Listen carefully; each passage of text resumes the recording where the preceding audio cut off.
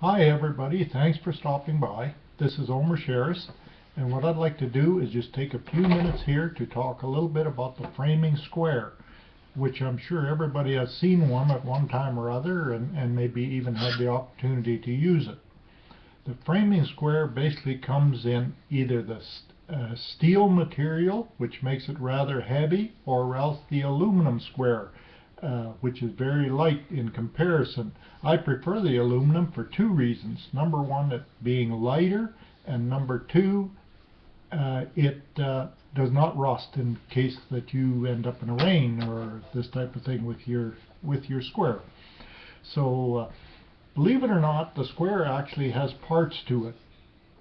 And when you look at the square, you have the two sides. You have the short side and you have the long side.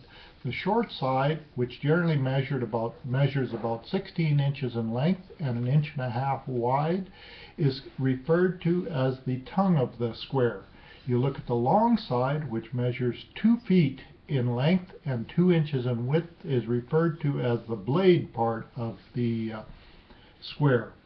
When you look at the very point of the square back here, this is referred to as the heel of the square. Now, you also have the face and the back of the square. If you were to take and hold the square by the short end with your right hand and the square sitting right straight out in front of you, you would be looking at the face of the square.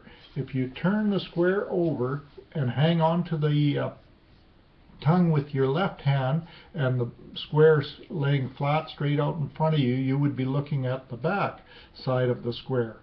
Now, if you pay attention to the square itself, on both sides there are all types of numbers, fractions, decimals, and a lot of things that the carpenter refers to when using the square. To the average person, it's insignificant because we aren't really into that part of it. But for the framer, it means a great deal as they use it on a day-to-day basis.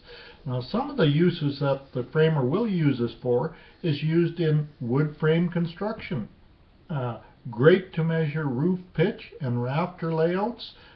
Great to mark out stair stringers for the tread location. Of course, use it to square things up. Great to mark stud rafters and rafter locations. Just a lot of neat things that you can do with the square. So I thought I would just mention a few of these things at this time. Thank you.